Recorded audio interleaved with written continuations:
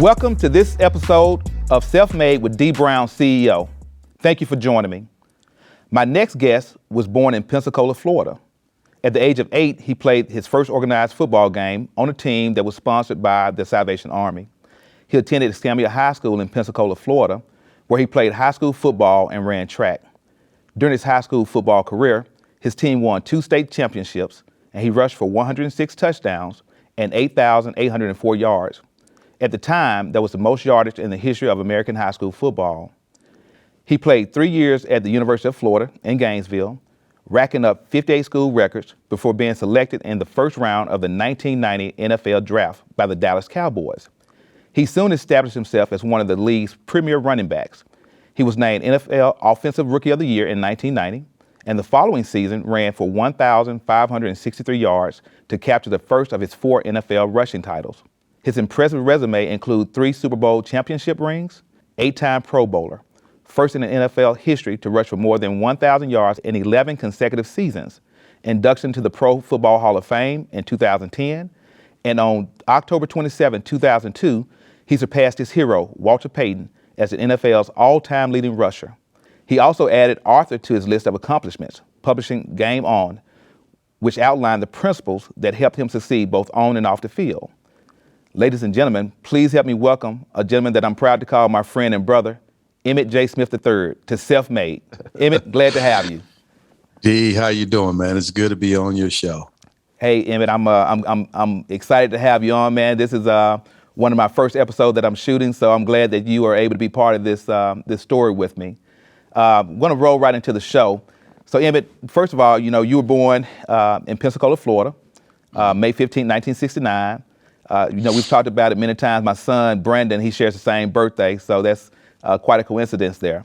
Right. I know your family lived in the projects until your mom and dad, with the help of your grandfather, helped you move into your own 3-bedroom home where you had to share a bedroom with your 3 brothers.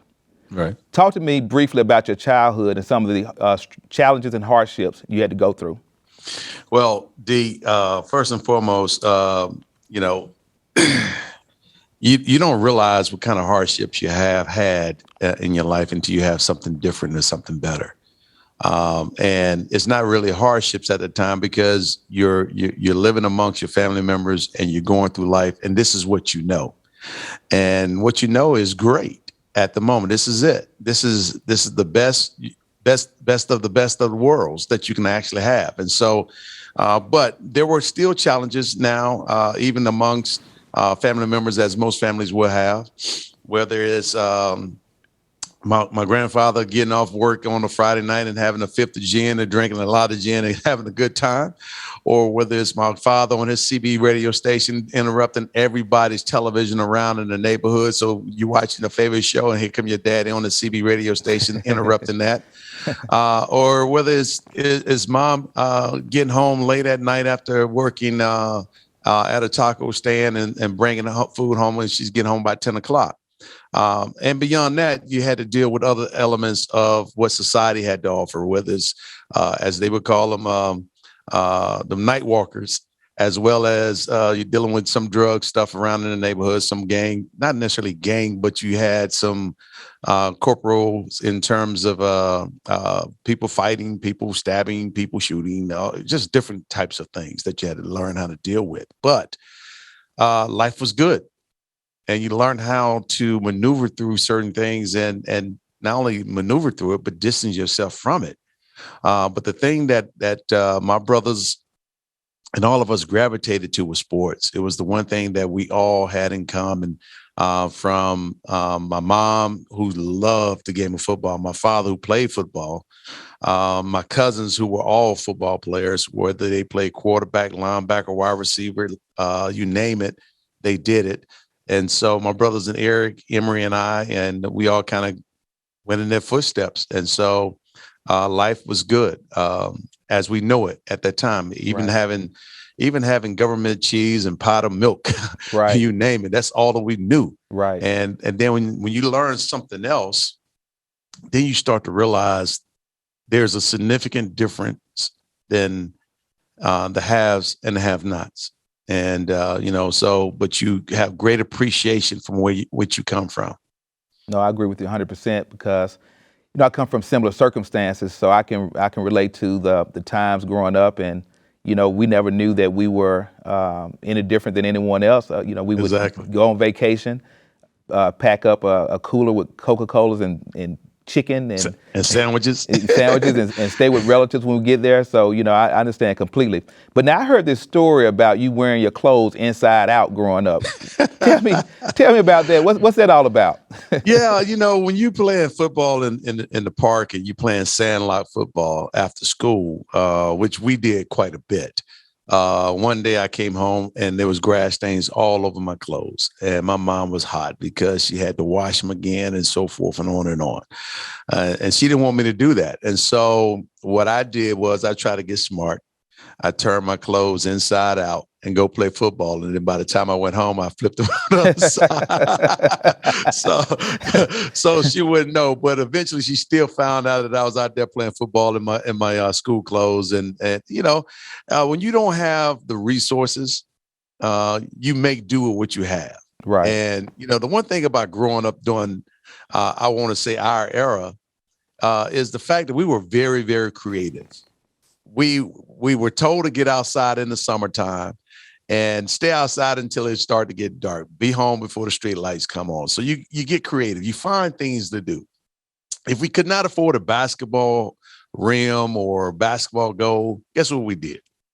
We took the tires off of a bicycle, knocked the spokes off, and nailed it to the back of a tree, and we shot basketball. Right. If we didn't have a football, but we found a tennis ball or a balled up piece of paper, put a can in it and wrapped it up in paper and everything else and taped it down. Then we had us a football that we played in the street with. So we found ways to entertain ourselves and we found creative ways to develop the skill set to even think about becoming an engineer or something of that nature. So we were very creative, and that to me was part of my creativity.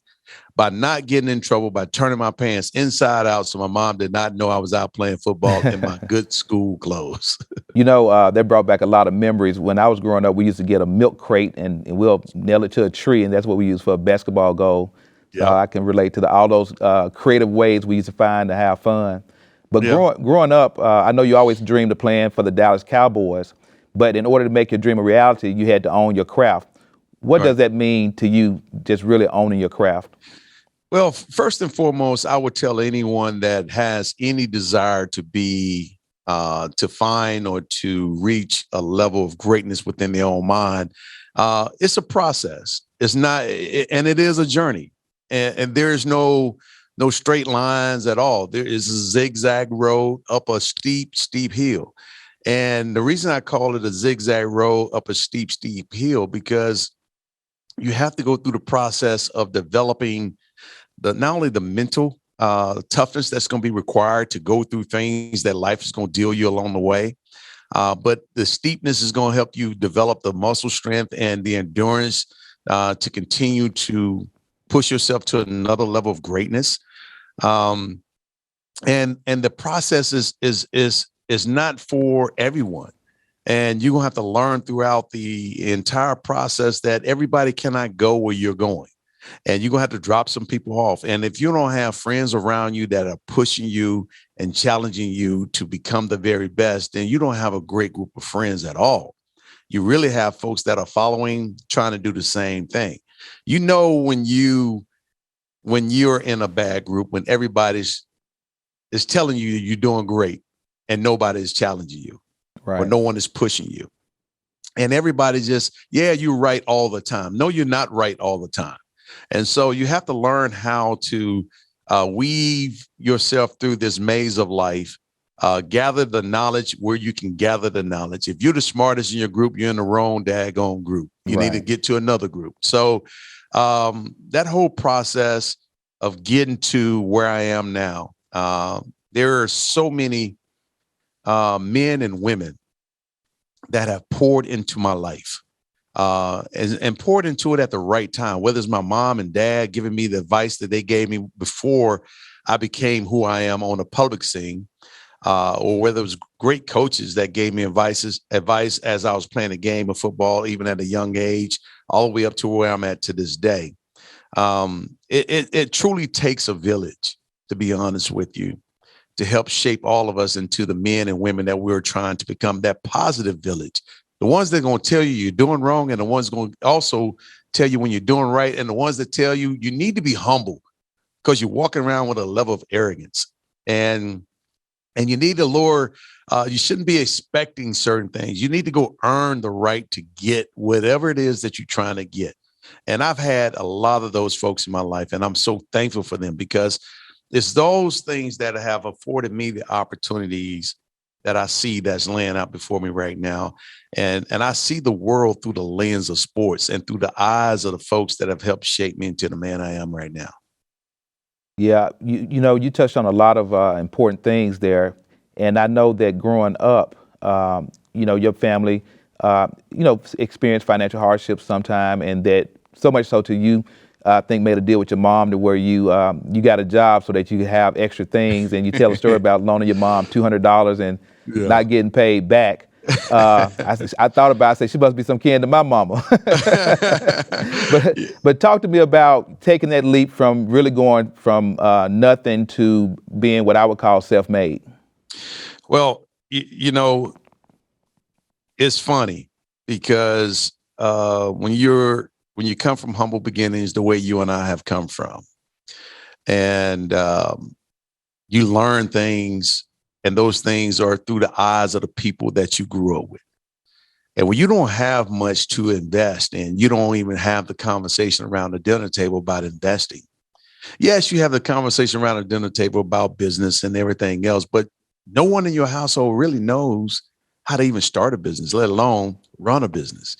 No one in your household have the expertise or the business acronym that's going to be required to have a successful business.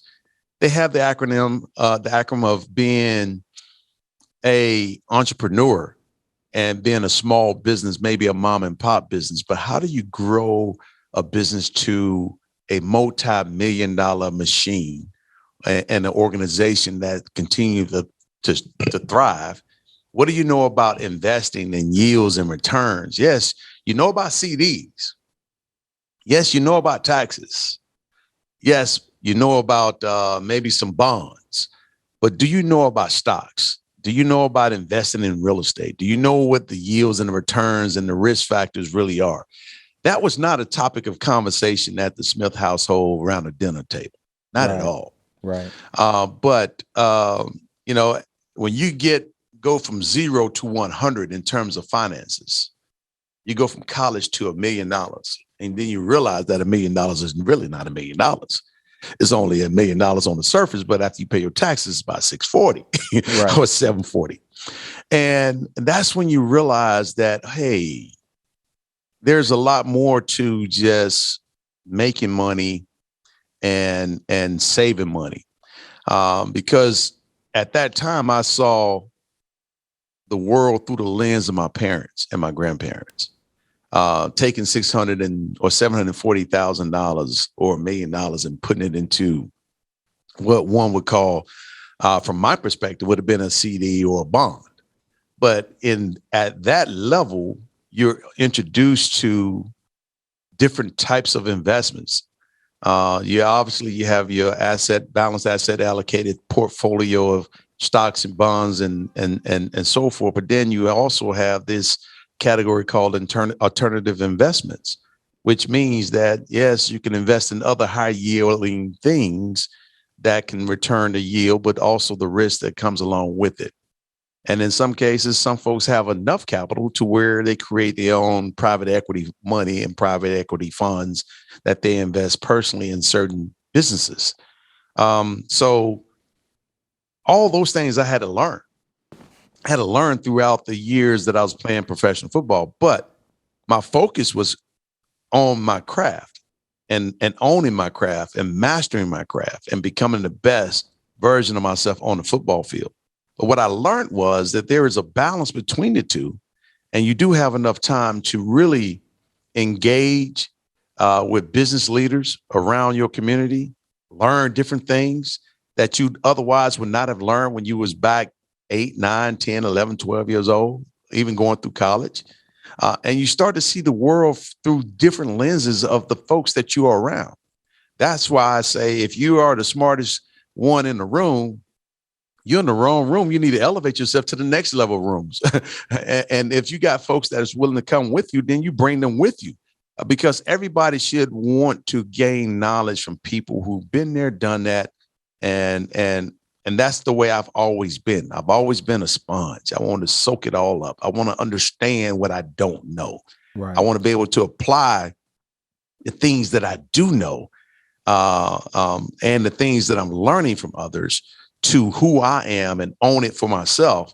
So I can not only go fishing, but I can also teach others how to fish. Right. Well, financial literacy is still a very big issue in this country, especially in communities of color. And so those conversations that you're describing are not being held around those tables. And so that's something that, we really need to give a lot of attention to. I want to pivot back to your football career for a second. I know that Walter Payton was your hero.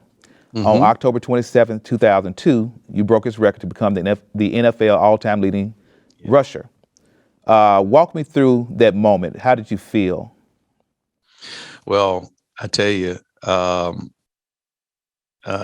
can't tell you how I felt without telling you how I felt when I first met Walter. I met Walter in like 92, 93 here in Dallas at a Doak Walker Award ceremony. And I got a chance to stand up close to him and measure myself in terms of height and speak to the man that I've idolized since I was in high school and so forth. And he was about my height, about my size, and which gave me the confidence that I could do the things that he was doing in the National Football League. But I had to ask all kinds of questions. I was an inquisitive individual. I asked him about his workout regimen. I've heard about it. I read a little bit about it. I saw a little bit on, NFL, ESPN. They showed his workout regimens and stuff, running the hills of the deltas of Mississippi to prepare himself physically. So I had to ask all those kind of probing questions to gain as much insight from a guy that I admired so much and had a long NFL career, because I wanted to have a long NFL career too as well. And so having that dialogue with him just fueled me to want to break the record even more. And having a conversation around how do you take care of your body, especially during the course of the season. Then how do you take care of it during the off season? How do you eat? What do you put in your body? What don't you put in your body? How much rest you get? How often you work out? What type of workouts do you do? When you get older, what kind of adjustments you make? How often do you run in a day or run throughout the week? All kinds of things. And how do you recover? Massages, chiropractic, et cetera, et cetera. Those are things that we had conversations around. And then how do you carry yourself off the field? I mean, when you're in the crowd, how do you manage the success that you actually have? How do you keep things in perspective? How do you deal with family? How do you just questions, just opening myself up and being humble enough to go and ask for things and knowledge that I did not have and wanted to have, just in case I encountered it along the way. Therefore, no one could ever say that they never gave me that advice. And so the day that I broke the record, I carried with me on that football field his spirit, because he passed away in 98, 99. And he and I had a conversation that same Doak Walker Award ceremony. And I told him, I asked the question, I said, who do you think can break your record that's playing today? He said, well, there's two guys that can actually do it. He believed Barry Sanders was one and I was the other. And my comments to him was, I don't know what Barry Sanders won, but I want to become the all-time leading rusher. And I want to honor you in that process. So that morning when I woke up here in Dallas, and I've been going at it for weeks now, trying to get to that place to overcome and break the record. I woke up with a sense of pride. I woke up with a sense of humility and excitement, but yet I was calm. And I walked on the football field. I walked on the football field with his spirit in my heart. And I knew in my heart, this was the day that it had to go down. Because, God don't make any mistakes. Let me put it to you that way. He could have set it up where I broke it on the road, but he didn't. This was our last home game for about 2 weeks. And the pace I was running that year, if I didn't get it today, I would have had to break it on the road. And I felt like his purpose was for the city of Dallas, the state of Texas, and all Dallas Cowboy fans around the country to experience that moment in Texas Stadium, not knowing what the future of Texas Stadium would even hold in terms of Jerry knocking it down and moving it to Arlington. So when I walked on the football field that day, I was excited because I know my mom and dad, my friends, all of them had come into town. Walter's family was in town. And so there was great expectations all around it. And when I broke the record, it was a bittersweet moment because I wanted my hero to be there with me to celebrate with me on top of my family. But I embraced his brother, Eddie, his mom, his son, Jared, and Brittany and Connie, embraced the whole entire family because I wanted them to be there so I could honor them in this whole moment, because passing the torch is exactly what it is. And honoring the people and the giants the shoulders that we're standing up on, that's exactly what it is. And that's what I wanted to do. To close out the interview, I always say the best for last. So, as you know, I'm a proud life member of Kappa Alpha Psi fraternity, and you are a member of Phi Beta Sigma fraternity. And from my business and personal life, my fraternity relationship has been significant in my both social and business development. How has Phi Beta Sigma fraternity impacted your life? To be honest with you, it has impacted my life from the standpoint. Let me just give you a little history on mine. See, I didn't pledge when I was in college. I went back to school and I pledged for a semester. So I didn't really get the I didn't get a chance to immerse myself into everything that the organization is all about. But scholarship and service is part of who I am. That's part of my DNA. So I just extended what they instilled in me in that semester.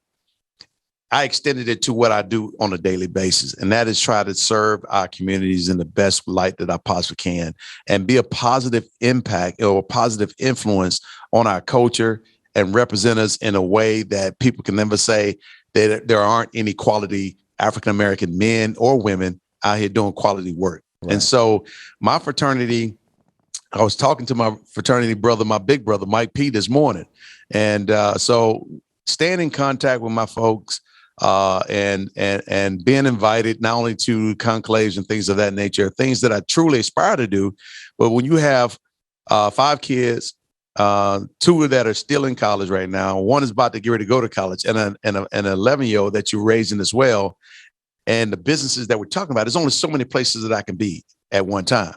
So it's not that I'm not engaged with my fraternity. Being financial is extremely important to the financial to the fraternity itself. But the relationships that I fostered over the years in my fraternity as well as our sorority has been paramount. Just great people, and I enjoy our time together when we are together. But I'm on a mission. Right. I'm on a mission to make the fraternity proud as well as we go out and transform communities and bring the fraternities in so people get a chance to know, have a place where the fraternity itself can get back to the community. Absolutely. And on every show I do, including my podcast, I always, whenever I have a fraternity, a member of a fraternity or sorority on, I always want to highlight and showcase that, because the work we do in terms of community service and achievement should be highlighted. Emmitt, thank you so much for joining me on this episode of Self-Made with Dee Brown, CEO. Thanks to all my viewers for watching. Without you, there's no me. Have a great day. See you next time.